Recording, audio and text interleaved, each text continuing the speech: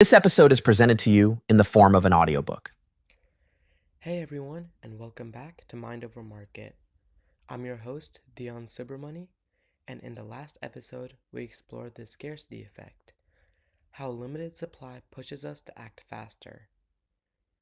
Now, let's move on to episode 4, Social Proof, Why We Follow the Crowd. We've all been there, scrolling through reviews before making a purchase, checking how many likes a post has, or even trying a restaurant because everyone else seems to be talking about it. This isn't just a habit, it's a psychological force that shapes what we buy, where we go, and even what we believe.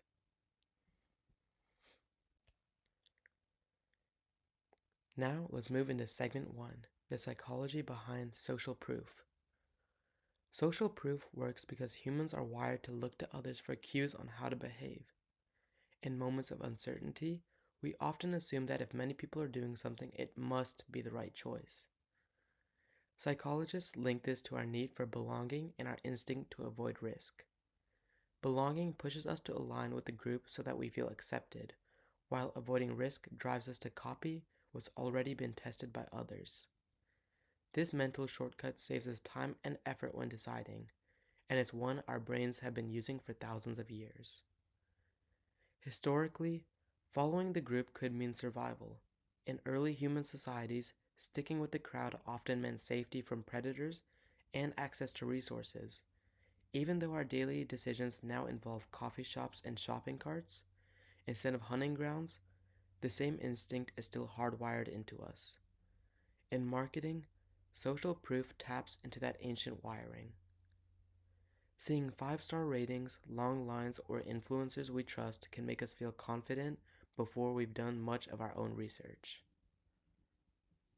Let's move into segment 2, how marketers use social proof and why it works. Marketers use social proof in different ways to make products and services feel trustworthy. First up, we have customer reviews and ratings. Thousands of positive reviews create a sense of credibility instantly. Then we have influencer endorsements. Recommendations from public figures or creators we follow can be more persuasive than ads. Next, for popularity metrics. Showing numbers like over 2 million sold or trending now signals mass approval. And last, case studies and testimonials. Real-world results give potential customers a clear reason to believe in a product. These strategies work because they're simple and relatable. We're more likely to trust real people or clear evidence of demand than corporate claims. But they have to be authentic. Fake reviews or exaggerated follower counts can backfire and damage trust quickly. Then we have segment 3, social proof in everyday life. Then we have segment 3, social proof in everyday life. Social proof surrounds us constantly, shaping decisions, often without us even realizing it. A long line outside a restaurant can instantly signal popularity and quality. We assume it must be good if so many people are willing to wait.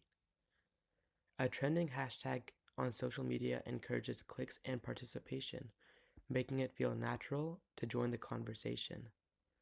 Even an online bestseller label can pique curiosity, sometimes drawing us to products we hadn't planned to consider. Social proof works because it taps into a basic human need. We want to make safe, socially validated choices. If others have tried it and approved, it feels less risky for us to follow. It saves time, reduces uncertainty, and gives us a sense of belonging. Yet social proof isn't always reliable. Popularity doesn't always equal quality, and blindly following the crowd can lead to regret or wasted effort. The key is discernment, knowing when social proof genuinely helps guide decisions and when it's simply momentum pushing us along. For the mini case study, we're going to go over the Ice Bucket Challenge. The 2014 ALS Ice Bucket Challenge is a perfect example of social proof driving massive action. The challenge asked participants to dump a bucket of ice water over their heads, post a video online, and raise awareness for funds for ALS research. It spread rapidly because it leveraged social proof. Seeing friends, family, influencers, and even celebrities participate created a chain reaction. Each new video reinforced the idea that participation was the expected behavior, making people feel like they had to join to be part of the moment. The challenge's combination of visibility, fun, and social pressure led to extraordinary results. Over $115 million raised in the US, a global conversation about ALS, and funding for groundbreaking research. This case illustrates that when social proof is tied to a meaningful cause, it can inspire participation on a massive scale, creating not just behavior, but a movement. And now for our closing thoughts. Social proof influences us because we look to others for guidance, especially when we're uncertain. Brands that use it effectively can build trust and credibility, but they need to keep it genuine for it to work long term.